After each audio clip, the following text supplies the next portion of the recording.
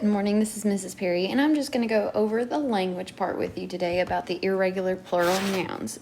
We've talked about these in class before and how sometimes when you have more than one thing, that's considered plural. If you just have one, it's singular. So again, you know that when we see the word plural, it means two or more. When you have the word singular, it means you only have one. Now, what we're going to be really focusing on today is going to be called irregular plural nouns. So irregular means that they do not follow a specific pattern. So irregular plural nouns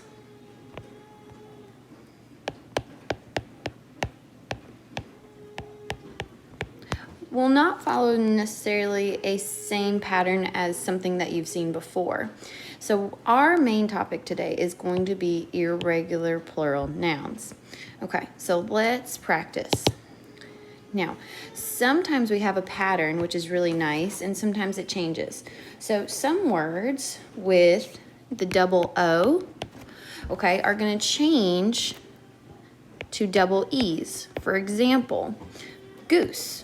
We know we don't just add an S on the end. It changes to geese. Okay, and another example might be, okay, I lost a tooth. Well, if you lost one, that would be tooth. If you lost more than one, now it's teeth. Okay, so now we're going to have a different example. Some words end with F. Now, if they end in F, you're going to change them to a VES. For example, leaf. One leaf fell from the tree. Man, there's a lot of leaves on the floor. Okay, and then now maybe you have a horse and he has one hoof that might be hurting him. But if all the hoofs hurt, we're going to make it into a VES. Okay, another example is going to be some words change completely. Okay, so they change completely. Now, Miss Perry only has one child, okay, but there are some parents that have more than one child, so now we have children. And another example might be, okay, there's one little mouse running around, but if there's more than one mouse, like in Ratatouille, it'd be mice, okay? So one more example for you, and then we're going to practice together, is that some words don't change at all. So I'm going to write don't change. Sorry if you can't see it. Don't change. Like fish to fish. It would be cute to say fishies, but we want to just say fish. There's more fish. 2 fish, 3 fish, kind of like the book. And then we have the word deer. Now it's going to be one of those words that doesn't change. Deer. So that's one of our big examples right here. So let's practice together.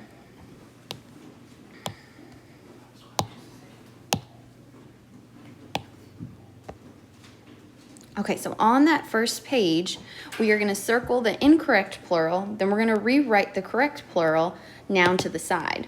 So what that might look like, okay, so I'm going to read that sentence out loud to myself, and I say, I brush my teeth every night before bed.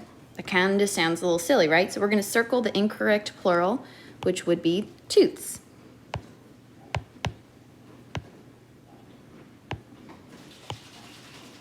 Notice how I circled it? And now I have to rewrite it because that was what the direction says. I'm going to write, I know that if I go back to that chart that I just made with you and we have 2 O's, it's going to change to 2 E's. Okay, so I brush my teeth every night. Now that sounds a little bit better. Now, some of those words, like for example, the next one, my mom and dad saw the persons outside. Well, I know persons is incorrect, and that's one of those words that's going to change completely to people. Okay, so I'm going to let you do the rest, and remember, refer back to that chart because it's really helpful. So if a word originally has 2 O's, it might have changed to 2 E's. If a word ends in F, we might have to change it to a VES. Some words change completely, like child to children, and then some words don't change at all, fish to fish. Okay, so try your best, and remember to send us pictures of what you do and send them to Mrs. Perry so I can grade them. All right, thank you guys.